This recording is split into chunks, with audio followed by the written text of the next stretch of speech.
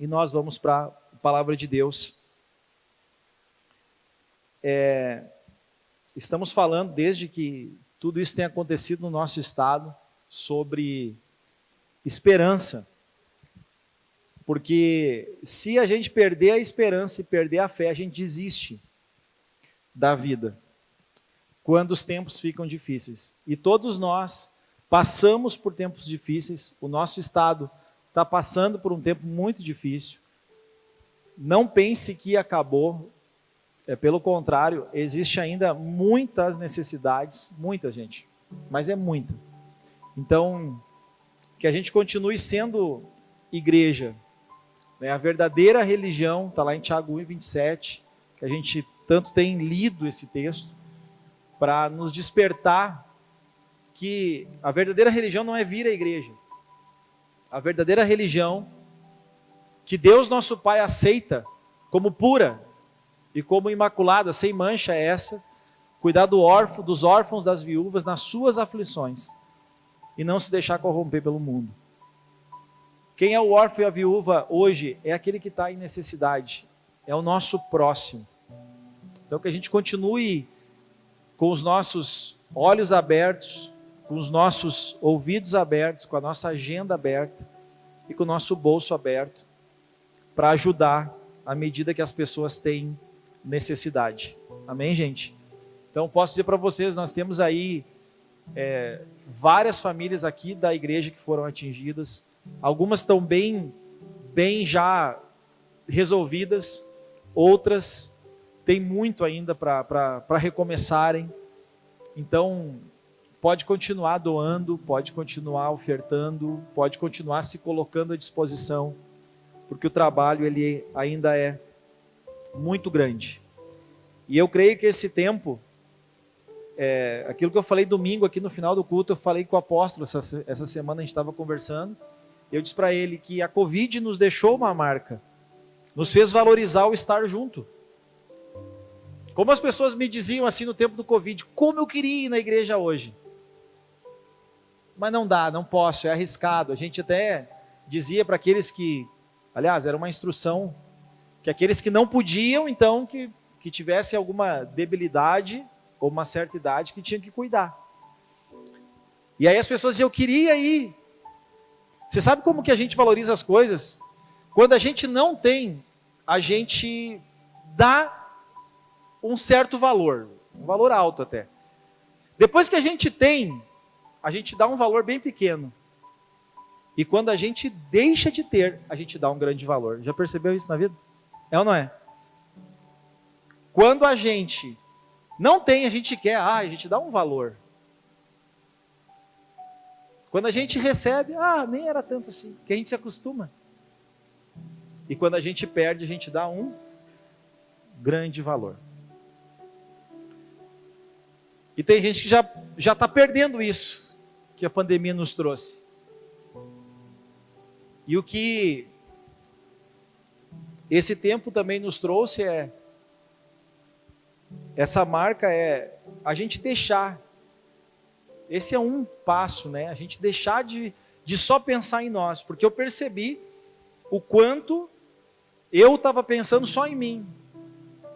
Mesmo tentando a agenda aberta, tentando os ouvidos abertos, tentando os olhos abertos, tentando atender aqueles que, de alguma forma, levantavam a mão pedindo ajuda, mas eu percebi que dá para fazer um pouco mais.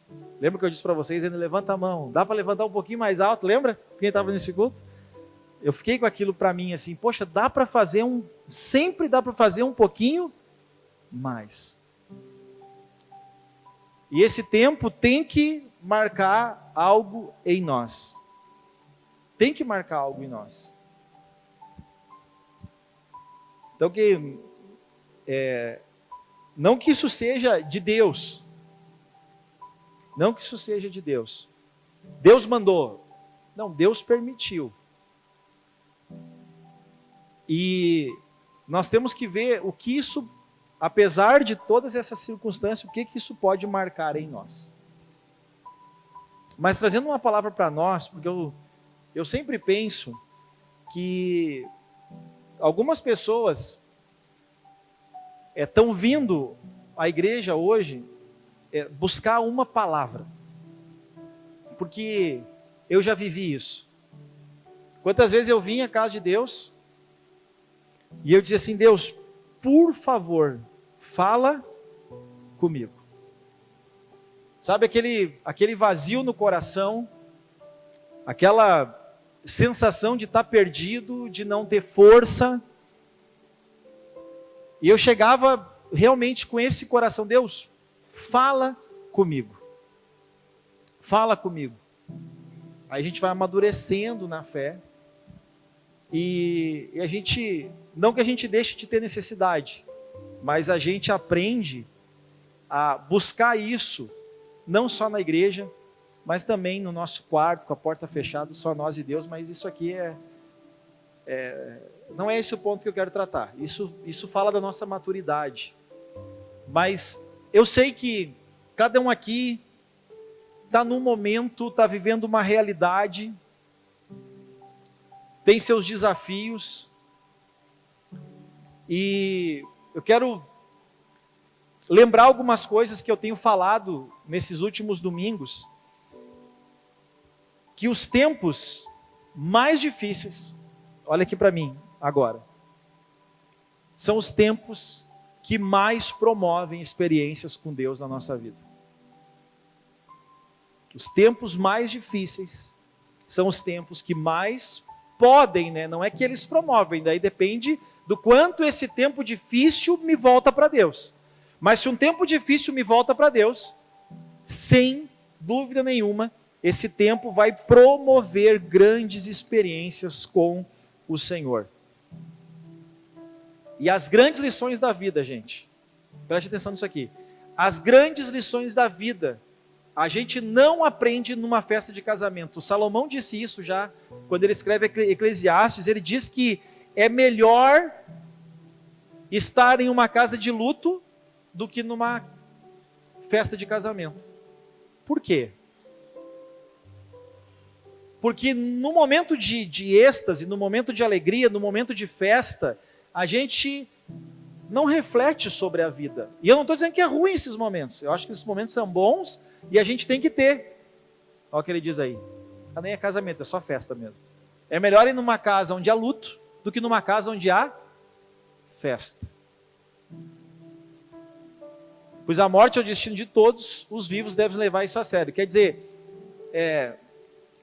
dá para fazer várias reflexões do texto, mas numa casa onde há luto, num tempo de luto, num tempo difícil, é o momento onde nós refletimos mais sobre a vida, sim ou não, gente? A gente começa a repensar a vida. A gente começa a repensar a vida e a gente começa a ver o quanto a nossa vida ela é insignificante. O quanto nós dependemos de Deus. Essa semana eu tive reconsulta da cirurgia que eu fiz. E aí eu perguntei, o médico disse: ó, Cássio, eu fiz isso e eu fiz mais isso. Eu disse: pois é, eu li no diagnóstico, o senhor tinha feito mais. Então agora está tudo certo. Ele disse: não. Ele disse: a medicina não é uma ciência exata. A medicina não é uma ciência, não tem as respostas. O médico não pode dizer que está tudo certo. Mais uma vez, isso nos leva a depender de Deus, gente. Se o Senhor não fizer parte, em vão é todo o trabalho. Em vão é todo o trabalho. A gente tem que confiar em Deus. Confiar em Deus. Eu me lembro quando eu estava indo para a sala de cirurgia, eu dizia: vocês são as bênçãos da minha vida. Vocês são de Deus na minha vida. Mas eu dizia: vocês são de Deus na minha vida. Vocês são de Deus. Se era do diabo ou não era, eu nem sei. Mas eu dizia para eles: vocês são de Deus, viu? Vão me tirar essa dor. Isso é uma bênção. Eu dizia para eles, apavorado de dor, né? Mas eu sabia que... Eu penso assim, que apesar de Deus trabalhar através de pessoas, A nossa confiança é nele. É nele. É nele. A gente tem que confiar nele. As pessoas podem nos ajudar muito, gente, mas a gente tem que confiar nele. E as grandes lições da vida, a gente aprende nos dias mais difíceis da nossa vida. Não é nas festas, não é nos momentos de conquista e nem de celebração. As lições da vida, elas são aprendidas nos vales.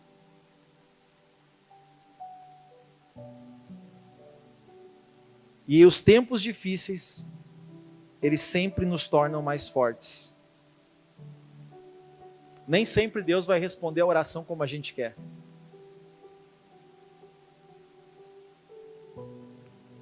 E por quê, gente? Porque o sofrimento nos ensina a depender mais de Deus.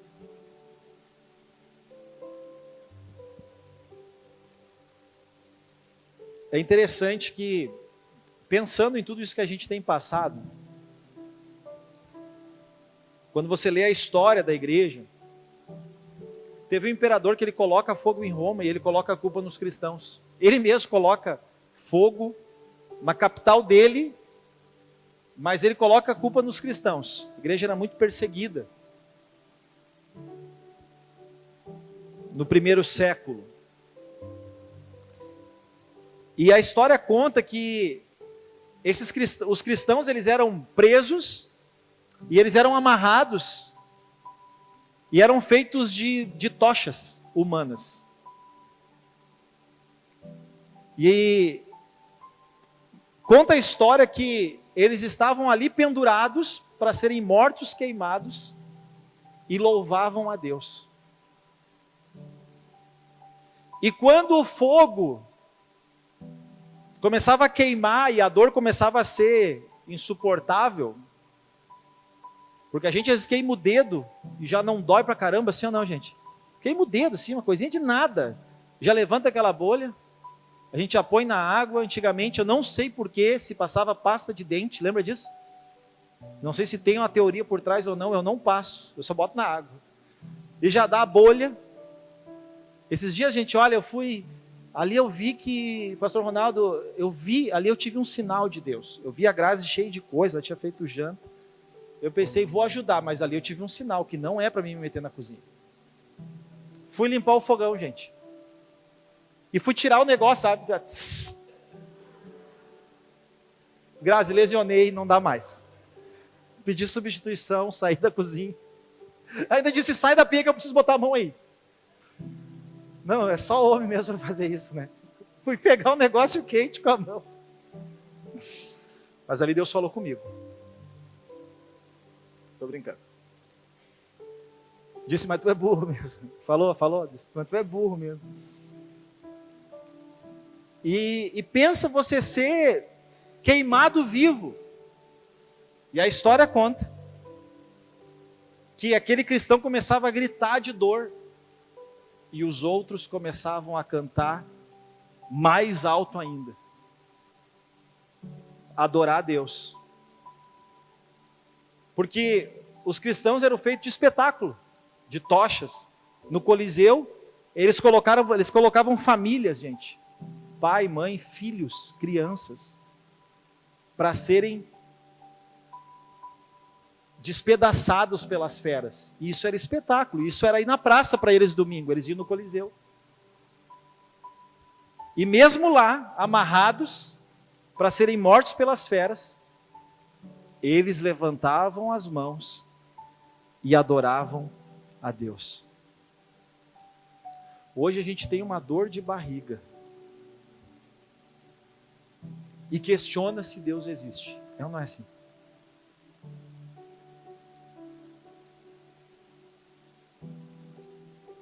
A nossa fé hoje ela é muito rasa. A nossa esperança hoje ela é muito pequena. Porque as nossas experiências com Deus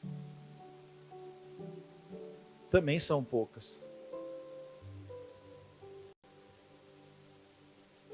A gente não tem vivido realmente na nossa vida, na nossa história, tempos difíceis. Talvez o tempo que você esteja passando seja, não interprete errado as minhas palavras, mas talvez os tempos difíceis que nós estamos passando, ou que você venha a passar, ele seja um privilégio no aspecto de nos levar a depender de Deus. Me fiz entender? Sim. Não no sentido de Deus estar feliz, não, mas no sentido de que isso pode nos aproximar mais de Deus. Isso pode gerar experiências com Deus. Hoje nós vemos muito pouco testemunhos. A gente teve até que tirar os testemunhos. Por que tirava? A gente dava muito testemunho antigamente. Porque no meio de... Era um testemunho bom e 2, 3 testemunhos que, sabe, quando dá vergonha alheia, a pessoa testemunhava, tu ficava com vergonha, eu ficava sentado e ficava, meu Deus do céu. Porque a gente via que outros testemunhos que só diziam que o diabo fez, o diabo fez, o diabo fez, o diabo fez, o diabo fez, o diabo fez. Fez e aconteceu. E depois Jesus veio e deu uma melhorada. Falou de quem? Mas isso mostra o quão pouco, ou quantas experiências, ou quão poucas experiências a gente tem tido. Apesar de viver um tempo onde o Evangelho é... O tempo todo tu vê alguma coisa do Evangelho. Alguém falando, alguém dizendo.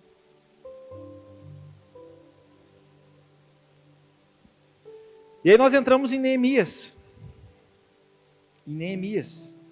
E aí nós falamos sobre a compaixão de Neemias.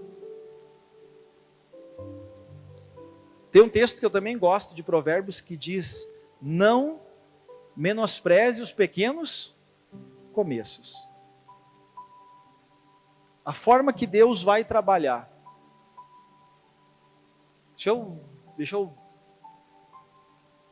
Eu fui abençoado esses dias. Olha isso aqui. Eu só vou fazer um link com um ponto que eu quero trazer para vocês. Eu tive um feedback muito legal da vida de um vendedor que eu atendi. E eu não queria comprar o que ele tinha, mas eu resolvi atender ele. Aliás, nos últimos tempos eu tenho atendido 0800. Já viu isso? Não é o tempo todo, tá? Mas a Mari me vendeu um número. Cuidado com a Mari, gente. Dá claro. Tô brincando, tá, Mari? Fez uma gentileza, na verdade. Mari do céu, o cara devia tanto, aquele cara. O nome dele é Jonathan, o ex-dono daquele número. Eu recebia mais de 30 ligações por dia. E eu atendia o seguinte: eu não sou o Jonathan. Se tiver como cancelar o meu número ali. Mas, claro que várias eu não atendia, mas várias eu atendia. E conversava com a pessoa. Às vezes tinha uns tão ignorantes que diziam assim: tu é o Jonathan, tu não é o Jonathan. Não, eu não sou o Jonathan. Então, por que tá falando? Eu dizia: eu estou sendo até educado, né? Mas tudo bem, não quer falar comigo, só tira o meu nome daí, por favor. Me xingou ainda, que eu atendi ela, que eu não era o Jonathan. Mas às vezes, gente, e eu tive um feedback, o cara disse: nossa, tu nem queria o meu produto, porque no final eu falei, atendi ele uns 20, 30 minutos, e daí eu disse: olha, não tenho interesse no teu produto, mas parabéns pela apresentação e tal. Isso tem mais de ano já. E há uns dias atrás eu encontrei ele disse: eu queria falar contigo. Daí eu disse: tá, mas do que? Lembra aquela vez que eu fui lá e tal, te ofereci? Eu disse: me lembro. Deus, ele pode... Deus, ele é o Deus... Aliás, eu não gosto de dizer que Deus é o Deus do impossível. Eu gosto de falar o contrário. Aquilo que Jesus disse: a Deus tudo é possível. E a restauração de Jerusalém... E eu estou falando isso aqui para dizer para você que a restauração da sua vida pode vir de algo que talvez você pense que é insignificante. Que está ali para perder o teu tempo. Que tu já está mal... E a pessoa quer tomar o teu tempo, e talvez aquela pessoa seja a ponte que vai te trazer uma solução muito especial da parte de Deus, mas você tratou mal a pessoa, você ignorou a pessoa, talvez você desprezou a pessoa, e você perdeu uma bênção. Vocês estão entendendo o que eu estou falando? Tá claro o que eu estou falando para vocês, sim ou não? Porque a restauração dos muros de Jerusalém, ela acontece, está lá em Neemias 1:1. Está claríssimo o texto. Palavra de Neemias, filho de Acalias, no mês de Quisleu, no 20º ano, ano 20. Enquanto eu estava na cidadela de Suzã, Anani, um dos meus irmãos, veio de Judá com alguns homens, preste atenção. E eu perguntei acerca dos judeus que tinham restado e dos sobreviventes do cativeiro e perguntei sobre Jerusalém. Anani foi fazer uma visita a Neemias. E essa visita gerou a restauração, a dignidade de uma cidade, de um povo.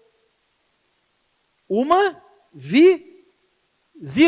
Numa cidade, gente, a mais de 1.400 quilômetros de distância.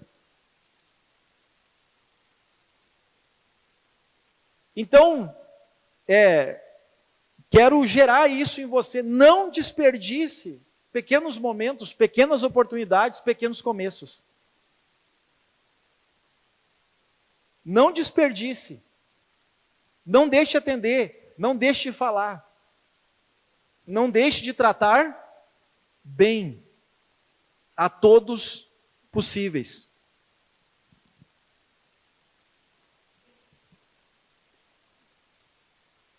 Aliás, Jerusalém, olha como começou, né? Com uma visita. Jerusalém estava há 142 anos debaixo de escombros, não havia recursos financeiros, as pessoas estavam totalmente desanimadas, tinha um embargo político para que Jerusalém não fosse restaurada, cidade. As pessoas estavam em grande miséria e desprezo, quer dizer, ninguém se importava com Israel. E uma visita despretensiosa gerou a restauração de Jerusalém. Então nunca subestime o que Deus pode fazer e através de quem Deus pode fazer. Porque se você olhar o conforto de Neemias, aonde ele estava, a posição que ele exercia, ele não tinha por que se importar com Jerusalém. Deus tinha abençoado a vida dele lá em Suzã, onde ele estava. Ele tinha um cargo de confiança do rei, porque ele era o copeiro do rei, e quem servia comida e quem servia vinho ao rei era uma pessoa de extrema confiança. Então, ou seja, ele estava muito bem. Ele era um assessor do rei, da nação mais próspera da época. Mas ele se preocupou com Jerusalém. Então, nunca subestime nada no seu caminho. Porque talvez Deus está colocando no seu caminho. Talvez você vai ajudar uma pessoa que no futuro vai te abrir uma grande porta. Eu não sei. E eu não estou dizendo que é isso. Eu não estou dizendo que a gente tem que ser interesseiro por trás de ser interessado. Mas eu posso afirmar para você que você deve estar atento a todas as possíveis oportunidades quando você está vivendo um tempo difícil. Ok até aqui, gente? E outra coisa que nós aprendemos com Neemias, a gente vê a compaixão de Neemias, depois a gente viu a intercessão de Neemias, e semana passada a gente viu a sabedoria de Neemias, que está no capítulo 2, a gente foi do versículo 1 ao 10, e hoje eu vou do versículo 11 ao 20, a gente vai encerrar o capítulo 2. Muitas vezes a restauração, ela parece impossível, gente. Muitas vezes tem momentos na nossa vida que parece impossível uma mudança. Eu gosto muito de três palavras, as três são com I. Aquilo que é impossível, se a gente colocar diante de Deus, que foi o que Neemias fez, Neemias buscou os recursos do céu e buscou os recursos da terra. Mas primeiro ele buscou da onde? Do céu. Nunca esqueça esse princípio que a gente falou de restauração. Você pode conseguir no seu braço, olha aqui para mim, mas se você tiver com a mão de Deus a teu favor, com certeza vai ser um pouco mais leve essa restauração. Então Neemias buscava recursos do céu e os recursos da terra. E é interessante que Neemias, ele era um intercessor perseverante. Aquilo que você está buscando. Eu pergunto e você responde para si mesmo. Quantas vezes você apresenta a Deus? Porque o livro de Neemias diz que ele orava dia e noite. Fazia parte da vida de Neemias, depois que ele recebeu aquela notícia, a intercessão. Quer ver como a gente é egoísta? Eu tenho me cobrado muito isso, tá? Então nós, a gente, sinceramente, quantos têm orado? Eu não quero que levante a mão, a resposta é para si, ok? Quantos têm orado a Deus pelo nosso estado? Só se responda agora. Eu sei que você está orando por um monte de coisa. Mas quantos estão orando a Deus pelo nosso estado?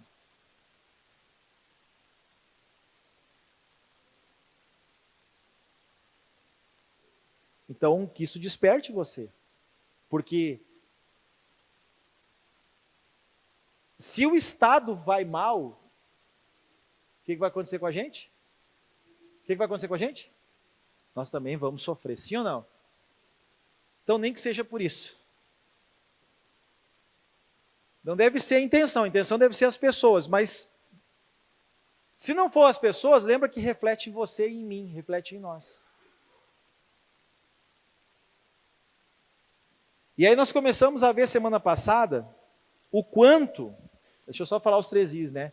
Quando é impossível, a gente começa a colocar diante de Deus, e a gente começa a trabalhar na solução, o impossível se torna improvável e depois se torna inevitável. Impossível, improvável, inevitável. Mas a gente passa momentos na vida em que recomeçar tudo parece impossível. E quando a gente vê a história, gente, que antecedeu tudo isso que aconteceu com Neemias, essa história que começou a acontecer 140 anos atrás, antes, e essa história está no livro de Jeremias e Lamentações de Jeremias. Jeremias, ele chega a dizer o seguinte, isso antes, tá? Vocês imaginam o que ficou a cidade, o que era a cidade 140 anos depois. Mas Jeremias, ele chega a dizer o seguinte: felizes os que morreram ao fio da espada. Felizes os que morreram ao fio da espada. Porque a Babilônia cercou Jerusalém de tal forma que as crianças iam morrendo e eles não tinham comida, porque cercou a cidade, então não tinha água, não tinha comida. Imagina, gente. Só esse mesinho que a gente teve de chuva e as ruas, e já não foi um pouco preocupante, sim ou não? Tem pessoas que estavam desesperadas. Mas a gente, no mínimo, se preocupou, sim ou não? As pessoas falavam, vai ter carne, vai ter pão. A gente chegava no mercado, várias vezes eu fui buscar pão para a gente fazer lanches para doar, e não tinha pão. E a gente já começa a ficar meio apreensivo, sim ou não? Daqui a pouco falta farinha, não tem como fazer mais o pão e aquela coisa. Imagina 2 anos, naquele tempo, que não tinha mercado, 2 anos, a cidade cercada, ninguém sai, ninguém entra, as pessoas estavam morrendo de fome. E aí, não tendo o que comer, olha o que é o ser humano no desespero. Os pais diziam, olha só, hoje a gente come o teu filho, e amanhã a gente come o meu. Está no livro de Jeremias. Por isso que ele diz, felizes os que morreram ao fio da espada. Eles são mais felizes, porque se tornaram canibais. Mas era a única forma de sobrevivência. Então esse povo é o povo que foi destruído, a cidade foi destruída, o templo foi destruído, e foram levados escravos. Agora, 140 anos depois, Neemias tem o desafio de voltar para reconstruir. Vocês imaginam. E aí vamos entrar no versículo 11. E esse texto, gente, Cássio, isso não é triste, não, isso nos dá esperança. Isso nos dá esperança. Porque de uma forma extraordinária, os muros e as portas são reconstruídos em 52 dias. E depois a cidade leva, com certeza, alguns meses e anos para se ajustar. Mas os muros e as portas que dão segurança, 52 dias. Agora preste atenção, eu fiquei procurando essa semana, o título, né? Ficou tão bonito, a compaixão de Neemias, a intercessão de Neemias, a sabedoria de Neemias, e agora? E agora? E agora? E agora a gente vai continuar na sabedoria de Neemias. Eu não achei nada melhor, se vocês acharem até aceito ideias, tá? Mas é incrível a sabedoria desse homem. Então, quem perdeu semana passada, sinto muito, que eu tenho que seguir aqui, tá? Se eu for explicar de novo, acaba com os outros, né? Ele chega em Jerusalém, onde ele fica 3 dias, preste atenção, ele está 3 dias já em Jerusalém. Então ele está observando a cidade. Tem muito aprendizado aqui para restauração, para reconstrução. E ele fica observando. À noite ele se levanta, ele e o que ele diz ali? À noite me levantei e uns poucos. Olha que ele não agita. Poucos homens comigo. Eu não declarei a ninguém. Preste atenção. Ele fala com o rei. Ele vem com cartas para ele vir passando pelas alfândegas da época. Ele colhe madeira. Ele tem uma escolta oficial do exército. Ele chega em Jerusalém. Imagina, esse homem chegando. Imagina a coisa, de onde tu vem? O que tu quer aqui? Por que tu veio? E com madeira, e com um monte de coisa, junto com ele, com um exército com ele. Uma parte do exército, uma guarda do exército com ele. E ele não fala para ninguém o que Deus colocou no coração dele para ele fazer em Jerusalém. Não havia comigo animal algum, senão o que eu montava. E aí ele vai contar que ele de noite sai pela porta do vale, que era uma porta que estava destruída, até o lado da fonte do dragão, para a porta do monturo. Contemplei os muros de Jerusalém, que estavam assolados, cujas portas tinham sido consumidas pelo fogo. Passei a porta da fonte e foi até o açude do rei. Mas não havia lugar. Imagina, gente, o cavalo não passava. O cavalo que ele montava não passava. Imagina como que estava a cidade, totalmente destruída. 15. Eu subi à noite pelo ribeiro e contemplei ainda os muros. Voltei e entrei pela porta do vale e tornei para casa. E não sabiam os magistrados aonde eu fora, nem o que eu fazia, pois até aqui eu não havia declarado coisa alguma. Preste atenção, nem a judeu, nem a sacerdote, nem aos nobres, nem aos magistrados e nem aos mais que estavam fazendo a obra. Ele não falou nada. E aqui entra um ponto importante, gente. Quando a gente está buscando uma mudança, quando a gente está buscando uma restauração, a gente tem que ter muito cuidado com quem a gente compartilha. Mas muito. Muito cuidado. Porque, às vezes, até mesmo pessoas próximas, elas não querem. Elas não vão dizer isso, e talvez você não vai nem sentir isso. Mas, às vezes, as pessoas não querem a nossa restauração. Porque vão falar de quem daí? Se você deixar de ser um miserável. Porque as pessoas às vezes gostam da gente, mas também gostam daquela situação que a gente é uma vítima, que a gente é um miserável, que a gente não tem jeito, que a gente não melhora. É incrível, gente. As pessoas não celebram as nossas vitórias, mas como gostam de falar das nossas derrotas, sim ou não? Atenção para isso. Muita atenção para isso. Cuidado com o que você fala e para quem você fala, porque às vezes no falar você já começa a levantar uma oposição contra você. Tem um ditado que diz: quem muito fala, muito erra. O silêncio, ele tem muito valor, gente. Muito valor. Eu gosto de uma outra expressão que diz: o sorriso e o silêncio, eles são essenciais na vida. Por quê? Porque o sorriso resolve muito problema e o silêncio evita. O sorriso, ele resolve problemas. A pessoa quer brigar contigo, oi, tudo bem? O que era para ti? É ou não é? Tu chega para arregaçar uma loja, a pessoa te atende assim, ó. Oi, tudo bem? Como é que tu tá? Como que eu posso te ajudar? É ruim discutir ou xingar essa pessoa assim ou não? Então o sorriso, ele resolve muito problema, e o silêncio, ele evita problema. Ele evita. Tanto que Tiago diz que a gente tem que falar menos e ouvir. Tiago diz que a gente tem que ser tardio em falar, mas prontos para... Seja pronto para ouvir e tardio para falar, e tardio para se irar. Então, cuidado com quem você compartilha, cuidado com quem você abre o seu coração. Cuidado. E cuidado, isso aqui é uma chave de vida, gente. Eu sei exatamente o que eu posso falar, com quem eu posso falar. Porque às vezes a gente está em roda de amigos e as pessoas estão falando mal de alguém. Se aquela pessoa fala mal de alguém na nossa frente, ela vai falar mal da gente quando a gente não estiver junto. É fato. É fato. Esses dias eu disse para a Grazi até: ó, Grazi, tu viu a fulana?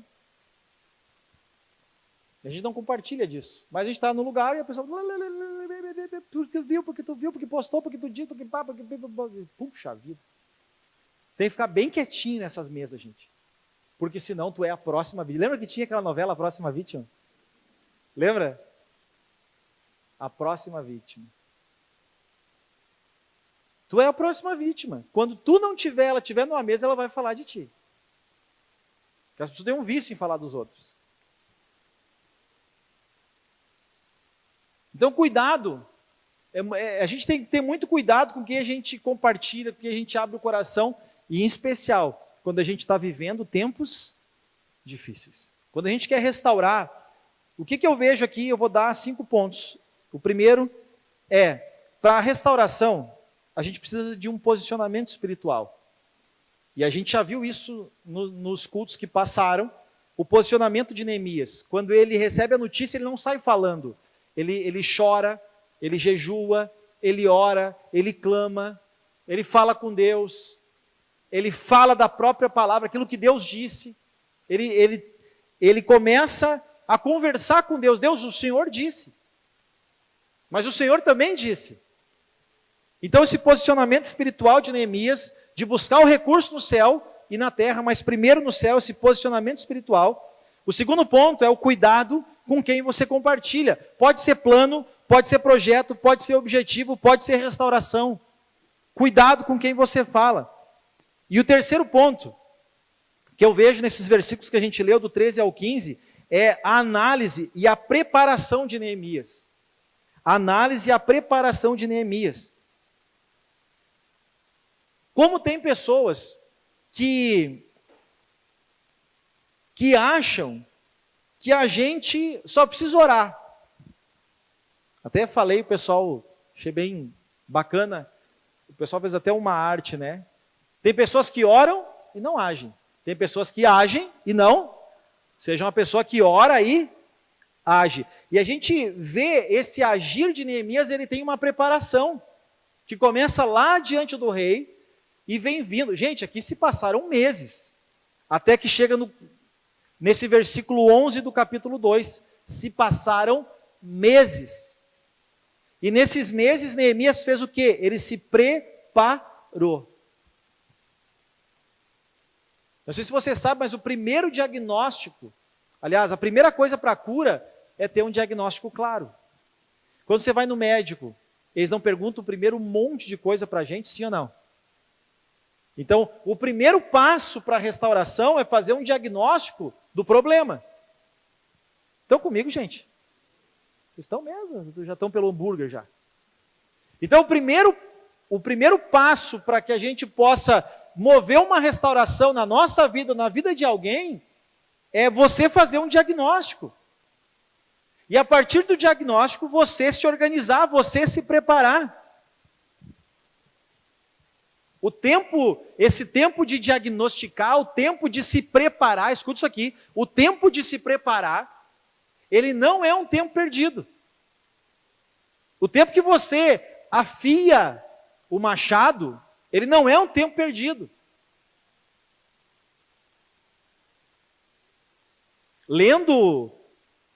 Lendo esses, como a gente fala, esses ditados ou filosofias, uma vez eu vi uma filosofia japonesa que dizia o seguinte, que o japonês, ele se prepara um mês para executar em uma semana.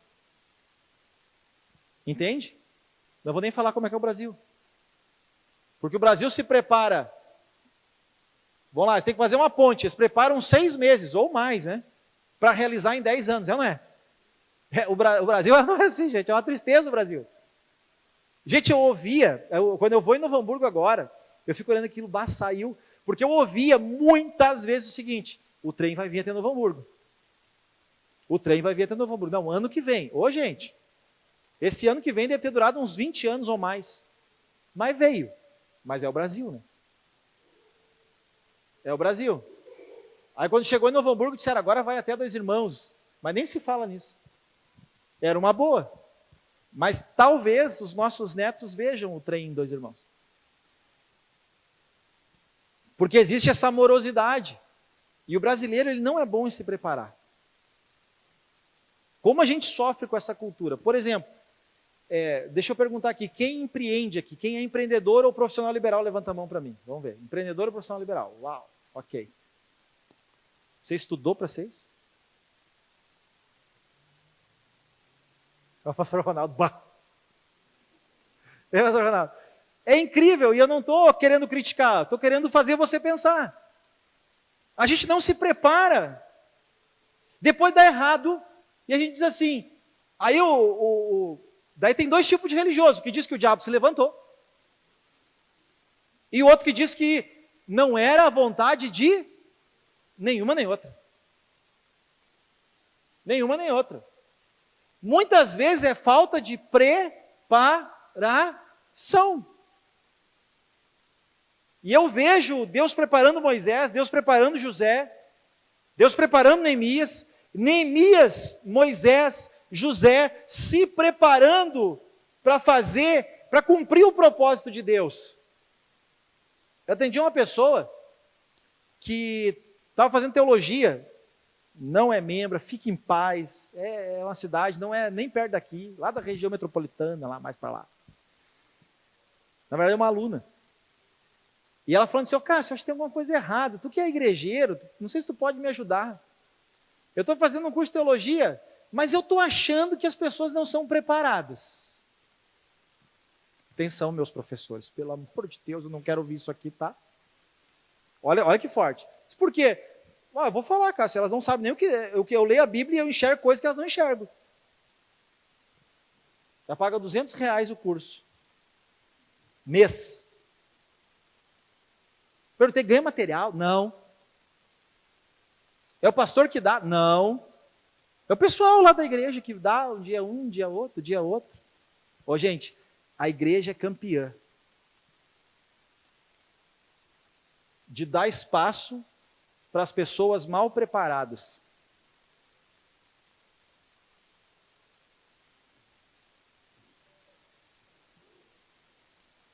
Tem muito pastor, vou falar agora, posso falar?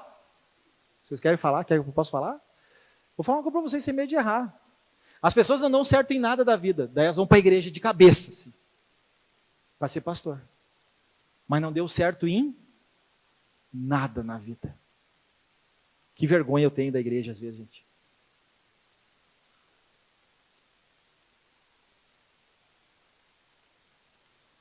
Deus não é assim.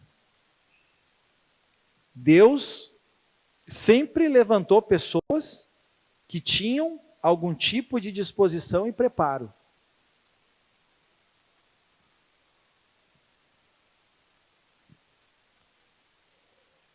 e preparo. Deus não vai, você não pode. Eu escrevi uma frase. Dependa de Deus. Fale pouco. Trabalhe muito. Esteja preparado. E resista os inimigos. É o que eu tirei desse capítulo. Aqui. Dependa de Deus. Trabalhe muito. Fale pouco. Se prepare e resista os inimigos. Porque a gente vê, vamos voltar ali para a gente encerrar a leitura, eu já estou indo para o final.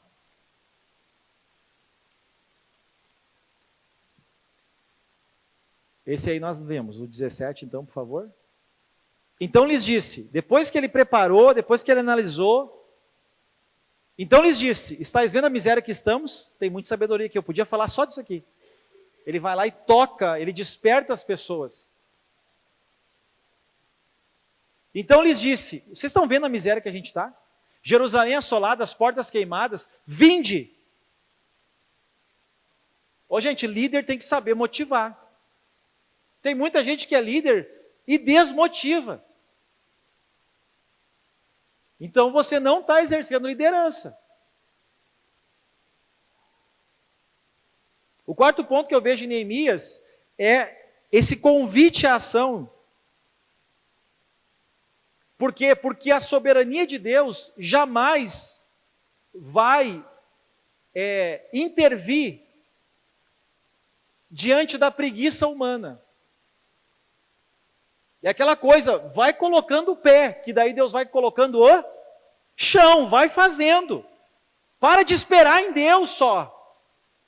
Espere em Deus, mas faça tudo que tiver ao teu alcance. Espere em Deus, coloca diante de Deus, confie em Deus, mas faz tudo que está ao teu alcance. Neemias ele vai dizer na sequência já aqui de novo o que ele já disse antes. Quando ele testemunha do rei, ele vai dizer, olha, a mão do Senhor estava comigo. Mas em nenhum momento a gente vê preguiça em Neemias. Porque preguiça vai levar sempre à miséria, à pobreza, ao descaso, ao opróbrio. Ninguém quer andar com preguiçoso, gente. Com gente indisposta.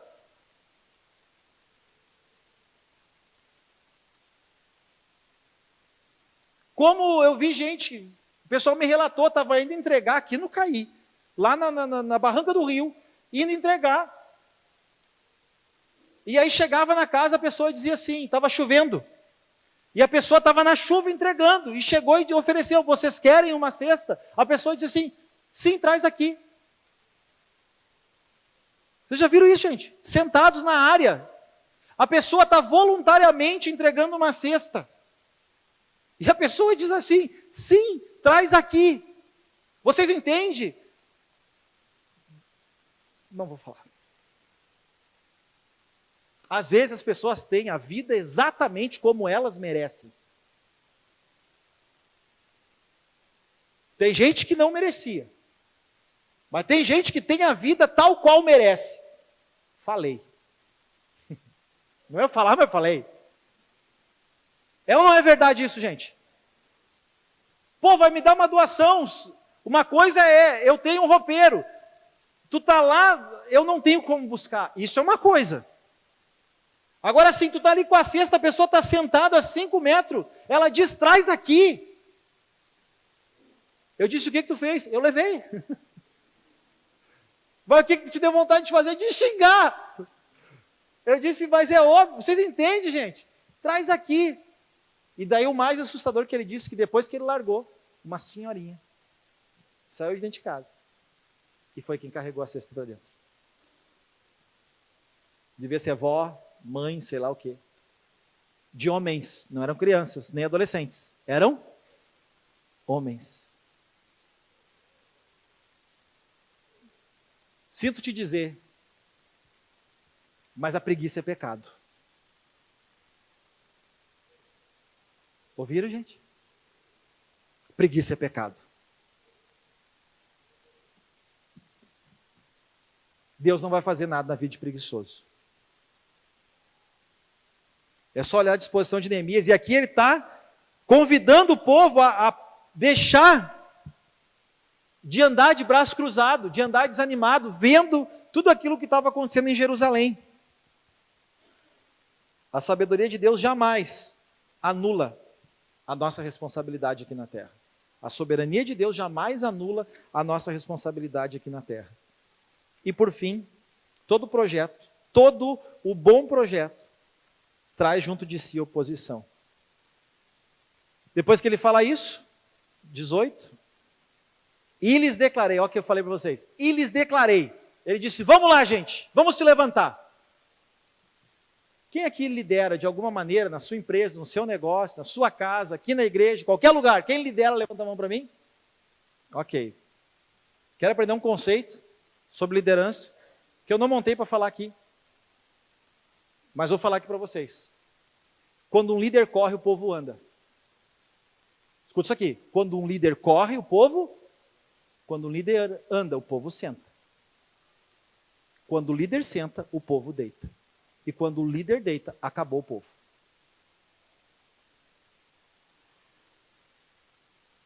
Preciso repetir ou pegaram? Quando um líder corre, o povo anda. Quando o líder anda, o povo. Quando o líder senta, o povo. Quando o líder deita, o povo. Acabou. Ah, eu sou líder. Então desperta para a vida. Se você é líder, você precisa se mexer. Porque do contrário, exatamente isso vai acontecer.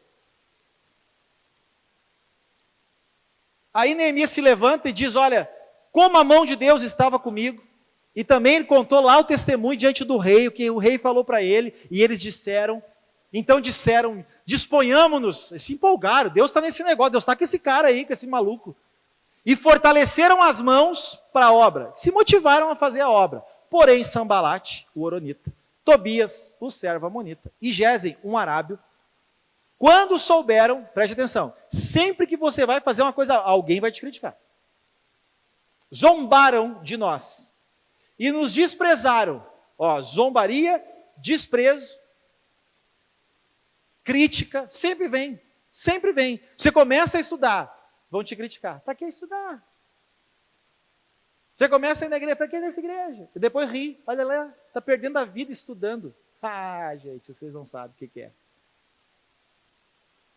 Está se preparando, seja para algo que Deus tem para a sua vida ministerial, profissional, não importa. Está se preparando para viver uma vida melhor aqui. Quem se prepara. Quem estuda. As pessoas vão zombar, vão rir, vão achar que não vale a pena. Está perdendo a tua vida. Mas eu quero dizer para todos aqui, o tempo vai passar igual para se você se preparar ou não. Eles se prepararam. Neemias se preparou, veio a zombaria, veio o desprezo e disse, o que? Agora preste atenção quando eu falei nos outros cultos, olha só o que eles vão dizer assim, o que é isso que vocês estão fazendo? Vocês querem se rebelar contra o rei? Lembra que eu falei para vocês que já tinha um embargo lá do tempo de Ageu? Me ajuda aí, o Esdras. No tempo de Esdras a obra embargou, porque disseram isso, só que agora Neemias veio com as cartas do rei, e ele disse para o rei, ó, vou lá e eu vou, mas olha só que eles vão mexer aqui de novo, vocês estão querendo se rebelar contra o rei, só que agora Neemias tinha a legalização para fazer a obra. Então respondi, o Deus dos céus é quem nos dará bom êxito. Olha de novo colocando Deus, não era ele, era Deus. E nós? É Deus e quem, gente? Cadê vocês, gente? Vamos animar, meu povo. É Deus e agora vocês vieram. Estou acabando, prometo que eu estou acabando. E o Deus dos céus é quem vai nos dar êxito. E nós, só preste atenção, a soberania de Deus, a mão de Deus, o favor de Deus, jamais vai anular a responsabilidade nossa. E nós vamos nos dispor, e nós vamos reedificar. E vocês que estão criticando, que estão zombando, que estão acusando, vocês não têm parte nisso e nem direito, e vocês nem vão estar na memória de Jerusalém. Vocês estão vendo que o tempo todo ele coloca Deus à frente, acima de tudo. No projeto dele, eu amo isso aqui, como Neemias coloca Deus à frente daquilo. E se você for olhar, Neemias está fazendo uma obra, gente, uma obra material. Ele era um chefe de obra, literalmente. É incrível, gente. Como mexe comigo essa palavra? Uma obra de pedreiro. Mas ele entendia que aquilo era uma obra de Deus. Deus estava com ele. E nós vamos fazer a nossa parte. Então dependa de Deus. Fale pouco, trabalhe muito, se prepare e resista aos inimigos. Que sempre que a gente tiver, gente, fazendo algo de Deus, ou numa direção de Deus para a nossa vida, pessoas vão se levantar para tentar nos parar. Vamos nos colocar de pé.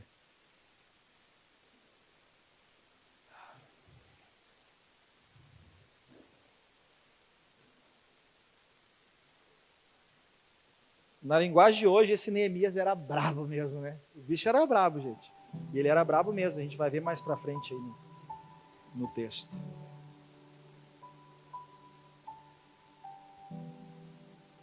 Há esperança. Há esperança. Se a gente colocar o nosso estado diante de Deus. Cássio, a minha situação é a minha vida, é a minha casa. Há esperança para você. Há esperança para a sua casa, há esperança para a sua família. Há esperança. Mas se prepare. Primeiro busque a ajuda dos céus, mas depois busque ajuda na terra, mas busque nas pessoas certas. Escolha as pessoas, gente. E busque ajuda nessas pessoas certas. Fale pouco, trabalhe muito. Dia e noite apresente diante de Deus. Busque a restauração, busque a transformação da sua vida. Aquilo que para você hoje parece impossível. E você vai indo, dependendo de Deus. Colocando diante de Deus, apresentando diante de Deus. Fazendo a sua parte, se preparando. Falando pouco e fazendo muito. O impossível vai se tornando improvável, porque parece que as coisas vão acontecendo. E quando vê, o improvável se torna inevitável, e você vê a mão de Deus agindo. Foi. Tá tudo certo. A mão de Deus, voltou. Até o microfone cansou de mim. A mão de Deus, a gente vai vendo a mão de Deus. Abrindo as portas. A gente fazendo a nossa parte aqui. E Deus fazendo a parte dele lá. Dando favor, dando a graça que a gente precisa para suportar, para superar os tempos difíceis da nossa vida. Amém? Você recebe essa palavra no seu coração? Sim? Então coloque a mão no seu coração e fale com Deus. Pai, obrigado. Porque a tua palavra, ela é esperança. A tua palavra, ela move fé dentro do nosso coração. A tua palavra nos motiva, a tua palavra, ela nos anima. A tua palavra fortalece o nosso espírito, a tua palavra, ela é refrigério para a nossa alma. A tua palavra, ela é força para o nosso coração. Obrigado, Senhor, pela tua palavra, que é lâmpada para os nossos pés, que ilumina o nosso caminho. Obrigado porque a tua palavra é viva, é poderosa, é eficaz. Obrigado porque ela nunca volta vazia, mas ela cumpre o teu propósito em cada um de nós. Obrigado, Senhor, porque não saímos daqui como chegamos, mas saímos daqui fortalecidos em Ti, confiantes em Ti, esperançosos em Ti, e na certeza de que tudo em tudo isso que nós temos vivido na vida, no nosso interior, no nosso estado, tudo isso está nos fazendo mais fortes em Ti, Pai. Tudo isso está nos ensinando algo em Ti. Tudo isso, Pai, está nos levando a depender mais de Ti. Senhor, não controlamos o tempo. A ciência, ela não é uma equação exata. A medicina não é exata. Por isso, Pai, nós colocamos a nossa esperança no Senhor. No Senhor, no Senhor. Nós colocamos a nossa vida, a nossa família, a nossa casa. Nós colocamos, Pai, a nossa saúde, nós colocamos as nossas finanças, nós colocamos tudo diante do Senhor. Colocamos diante de Ti, Pai. E aprendemos hoje que temos que sair daqui dispostos a nos preparar. Nos preparar. Confiar no Senhor, mas nos preparar. Falando pouco, trabalhando muito. Senhor, e resistindo àqueles que se levantam contra o Teu propósito na nossa vida e na nossa casa. Toma a nossa vida nas Tuas mãos, Pai. Sê conosco nessa semana e que tudo que nós temos aprendido aqui, que diante das circunstâncias, dos desafios, nós possamos lembrar da Tua palavra. Nós possamos lembrar daquilo que o Senhor tem falado ao nosso coração aqui, domingo, quarta, todas as vezes que a gente se reúne. Abençoa, Senhor, a vida de cada um que aqui veio. Abençoa e trabalha em nós segundo a Tua vontade, Pai. Abençoa esse restante de domingo, abençoa essa semana.